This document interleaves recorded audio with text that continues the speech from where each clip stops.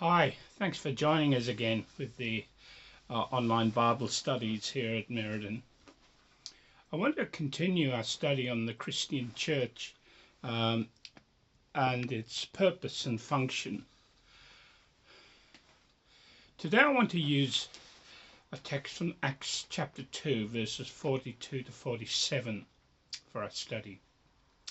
And it says, "They devoted themselves to the apostles' teaching, to fellowship, and to the breaking of bread, and to prayer. Everyone was filled with awe with the many wonders and signs performed by the apostles. All the believers were together and had everything in common. They sold property and possessions and gave to all who had in need. Every day they continued to meet together in the temple courts. They broke bread in their homes, ate together with glad and sincere hearts, praising God and enjoying the favor of all the people. And the Lord added to their number daily those who were being saved." You might like to have your Bibles open at that text for this talk and for the study later, the discussion. From this text we can identify four basic elements or marks of the church. In his book, The Living Church, John Stott suggests that from this text we see four essentials of the church.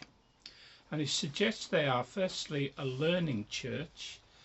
They devoted themselves to the apostles' teaching. They are a caring church. They devoted themselves to fellowship, to the breaking of bread, and to prayer. They're a worshipping church. It says that every day they continue to meet together in the temple courts, praising God and enjoying the favor of all the people. And they were an evangelizing church. They were constantly reaching out with the message of Jesus. And the Lord added to their number daily those who are being saved. But today I just want to focus on the element of fellowship. The Greek word used for this is koinonia, and I'm sure you're familiar with that. Note it says they devoted themselves to the fellowship. In other words, it was a priority. It was one of their core values. The term koinonia means to hold something in common. In our last session, I quoted the parable of the life-saving stations, highlighting how becoming a social club had taken over their role as lifesavers. Now, the illustration could give the impression that the social interaction, the social fellowship of the members was somehow invalid. That wasn't the point of the illustration. Rather, how the central important role of rescuing the lost had been replaced by social fellowship. Developing good facilities and providing a positive environment for those they rescued was beneficial to their overall work. The common purpose was to save lives and also to help clean them up and get them healthy again. But this work didn't exclude the social fellowship. In between rescues, they could do things at the club, at the centre, and improve the conditions. So thinking about how this relates to the church, fellowship is an essential part of the life of the church, as well as our outreaching into the community. How can we enjoy social fellowship without sacrificing our primary purpose of reaching the lost? We'll talk about that in the discussion group.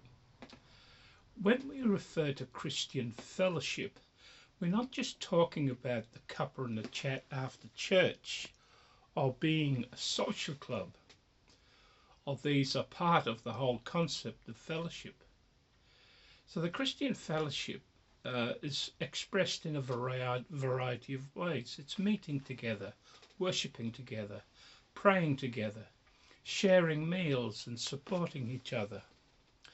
And Paul teases this out in Romans 12:10-13 when he says, "Be devoted to one another in love, honor one another above yourselves. Never be lacking in zeal, but keep your spiritual fervor, serving the Lord. Be joyful in hope, patient in affliction, faithful in prayer, sharing with the Lord's people who are in need, and practice hospitality."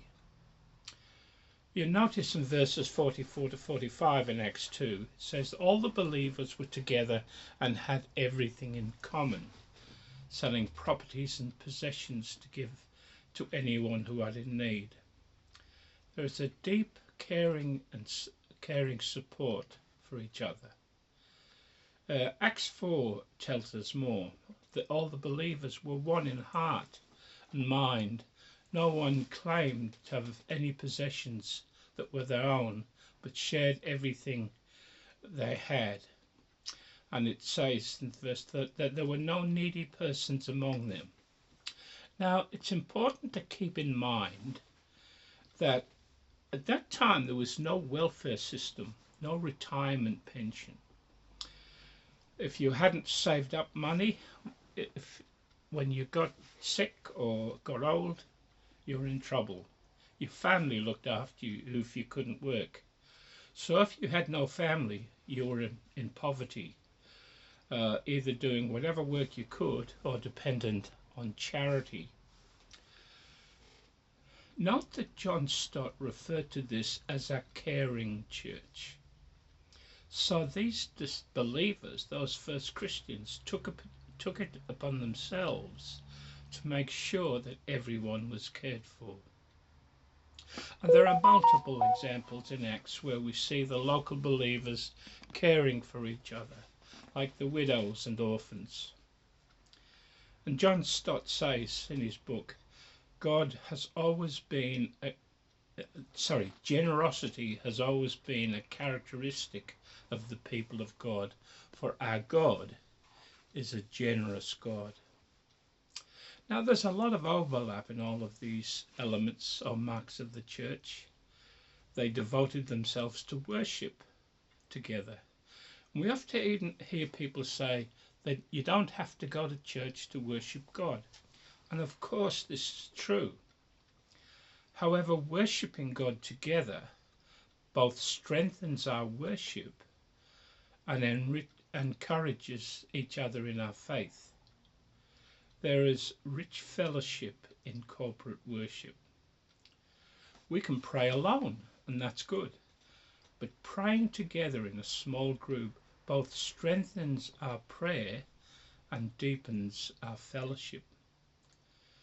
To pray with and for each other is a great encouragement.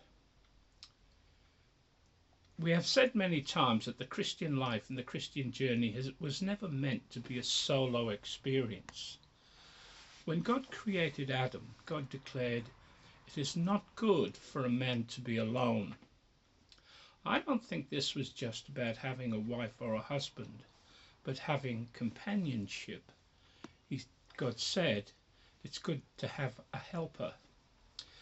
I'm convinced after 40 years or so of ministry that, as John Stott puts it, small groups are indispensable for our growth into spiritual maturity and being a healthy, growing church.